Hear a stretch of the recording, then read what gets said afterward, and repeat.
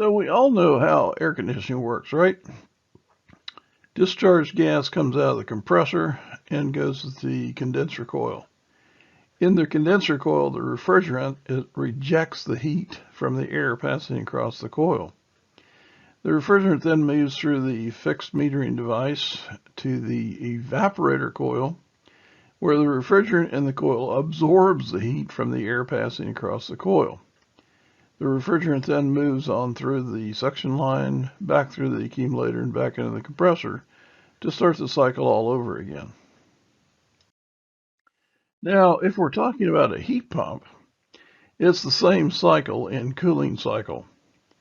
The discharge gas comes out of the compressor and goes to the outdoor coil. It is still the condenser coil, but on a heat pump we call it the outdoor coil.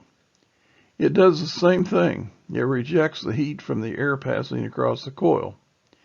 Then the refrigerant moves on into the indoor coil, which is still our evaporator. And in the indoor coil, it absorbs the heat from the air passing across the coil. Then the refrigerant moves back through the suction line, back into the accumulator, and then back into the compressor, and starts the cycle all over again. The only thing that's changed is that we call the outdoor coil, or the condenser coil, the outdoor coil, and the evaporator coil, the indoor coil. The reason for that is, in the reverse cycle, these coils will swap operation.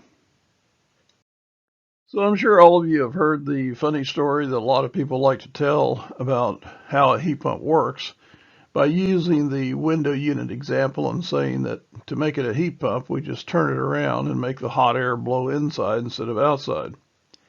Funny story, but not really how things work.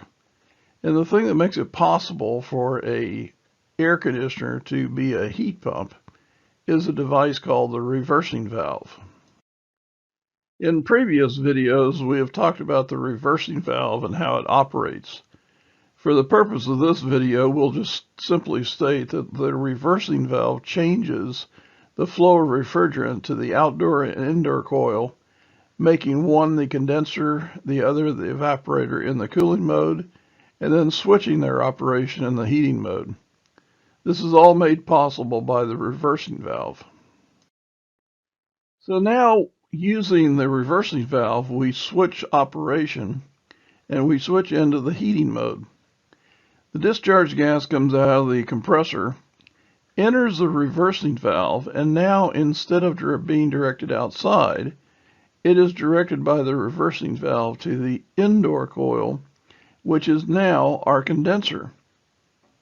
And so in the indoor coil, in our heating mode, we are now rejecting heat to the indoor air.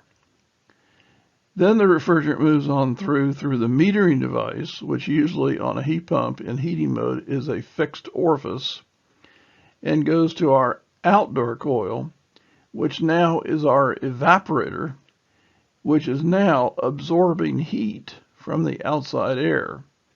And then it continues through the reversing valve and is directed back into the accumulator and then back into the suction line of the compressor. So as we said, usually on a heat pump, the fixed orifice is the device that is used for metering the refrigerant to the outdoor coil. This is a fixed piston with a fixed size so that it does not change with the load. So with a fixed orifice, we get the constant flow of refrigerant in all modes of operation. One of the things that needs to happen, though, is that when we reverse cycle, this piston slides back and forth in its body and allows the free flow of refrigerant when we are in the cooling mode, because then we're being metered by the TXV at the indoor coil.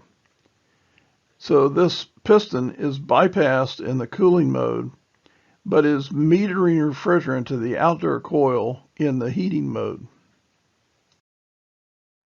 We also need some way of bypassing the TXV on the indoor coil, because as we said before, in the cooling mode, we are flowing through the TXV and metering to the indoor coil. When we switch system mode of operation, we are bypassing the TXV with a check valve set up as the way that we used to do it, and taking the TXV out of the circuit. You don't see this setup very often anymore with the check valve, because now modern TXVs have a check ball inside the TXV that in the reverse flow, it closes off the refrigerant flow, and the refrigerant is metered through the piston in the TXV. Then when the flow reverses direction, the ball is pushed off of its seat and the refrigerant freely flows through the TXV. So because of the advent of the reversing valve and the check valve, we now have heat pumps that are available to run in heating and cooling. So in the heating cycle, as we've said, the discharge gas is directed to the indoor coil, and then the refrigerant is metered through a fixed orifice to the outdoor coil, and then back through the reversing valve and back to the compressor. When we reverse cycle into the cooling mode, the discharge gas is directed to the outdoor coil, and the metering device allows free flow of refrigerant back the other direction to the TXV normally on the indoor coil, which now meters refrigerant to the indoor coil. Go to orefco.com for more videos, like, subscribe, and check back every week for new videos.